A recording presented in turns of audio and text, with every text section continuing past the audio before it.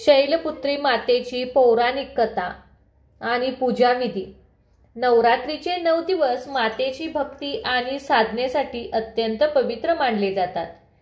राजा हिमालयाची कन्या पार्वतीच्या रूपातील शैलपुत्रीची नवरात्रीच्या पहिल्या दिवशी पूजा केली जाते। माता शैलपुत्रीबद्दल आज आपण ही कथा ऐकणार आहोत। अशी मान्यता आहे की हिमालय हा पर्वतांचा राजा आहे। तो खंबीर आहे, त्याला कोणीही हलवू शकत नाही।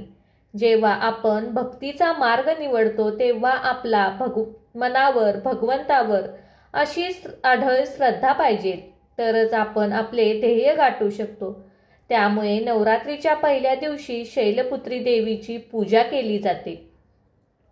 माता शैलपुत्रीच्या जन्माची पौराणिक कथा। शैलपुत्री मातेला सती असे म्हणतात। सती प्रजापती दक्ष यांची कन्या होय। वडिलांच्या विरोधात जात सतीने भगवान शिवाशी विवाह केला। त्यानंतर काही वर्षांनी प्रजापती दक्षने मोठा यज्ञ करायचे ठरवले। यासाठी त्यांनी सर्व देवी देवतांना आमंत्रण पाठवले, परंतु भगवान शिवाला नाही। देवी सतीला आमंत्रण येणार हे चांगलेच माहिती होते, पण तसे झाले नाही। ती त्या यज्ञाला जायचा हताश होती, पण भगवान शंकरांनी नकार दिला। यज्ञाला जाण्याचे निमंत्रण मिळाले नाही, त्यामुळे तिथे जाणे योग्य नसल्याने त्यांनी सांगितले। सती राजी झाली नाही आणि यज्ञाला जाण्यासाठी पुन्हा पुन्हा आग्रह करत राहिली। शेवटी स्त्री हट्टपूर्वक शिवानी सतीला तिथे जाण्याची परवानगी दिली।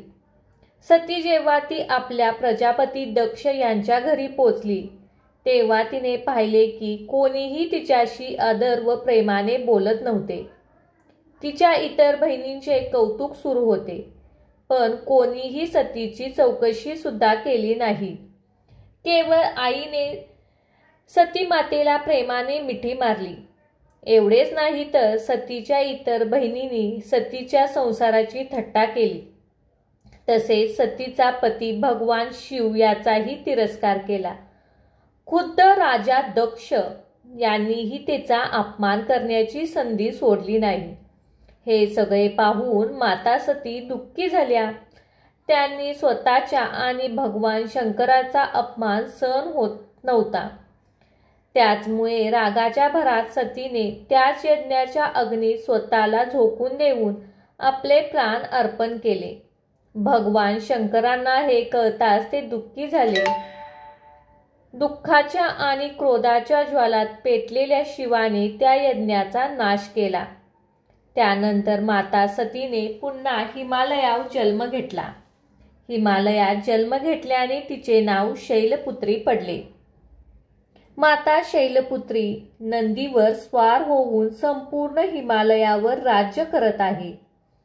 हा नंदी शिवाचे रूप आहे। कठोर तपश्चर्या करणारी शैलपुत्री माता सर्व वन्य प्राण्यांचे रक्षण देखील आहे। शैलपुत्री मातेच्या उजव्या हातात त्रिशूल आहे, जे धर्म, अर्थ आणि मोक्ष यांच्याद्वारे संतुलनाचे प्रतीक आहे। तो शैलपुत्रीचे ध्येय स्पष्टपणे प्रतिबिंबित करतो। डाव्या हातात उमललेले कमळाचे फूल आहे। ही हिंदू पौराणिक कथेमध्ये कलश हे गणेशाचे रूप मानले जाते। त्यामुळे सर्वप्रथम घटस्थापना केली जाते। घटस्थापनेनंतर कलशाची प्रतिष्ठापना करून दुर्गा मातेला पूजेला येण्यासाठी आमंत्रित करा।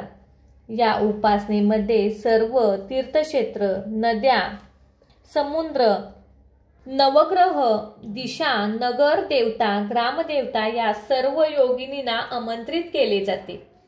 एका लाकडी पाटावर लाल कपडा पसरावा, त्यावर माता शैलपुत्रीची प्रतिमा मूर्ती स्थापन करावी, कुंकुमार्चन करावे। तिला हातात लाल फूल घेऊन शैलपुत्री देवीची ध्यान करावे। शैलपुत्री देवीला प्रसन्न करण्यासाठी ओम शैलपुत्रे देवे नमः या मंत्राचा जप करावा। ही मनोकामना व्यक्त करून आईला प्रार्थना करून भक्तिभावाने अर्पण करावी। शैलपुत्री देवीला नैवेद्य म्हणून पहिल्या दिवशी नवरात्रीच्या मातेचे पहिले रूप असलेल्या माता शैलपुत्रीची पूजा केली जाते. या दिवशी उपवास केल्यानंतर मातेच्या चरणी गायीचे शुद्ध तूप अर्पण केल्याने आरोग्य आशीर्वाद मिळतो आणि उपवास करणारी व्यक्ती निरोगी राहते. भक्तांनो, माता शैलपुत्रीचे मंदिर हे वाराणसी येथे आहे.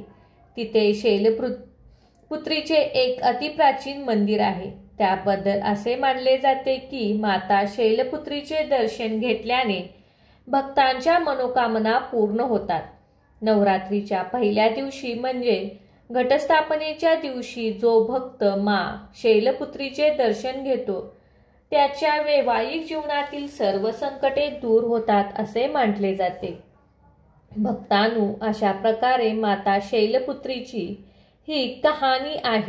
भक्तांनो, तुम्हाला जर ही माहिती आवडली असेल तर आजच आपल्या या चॅनेलला सबस्क्राईब करा आणि कमेंटमध्ये दुर्गा माता की जय नक्की लिहा. श्री स्वामी समर्थ.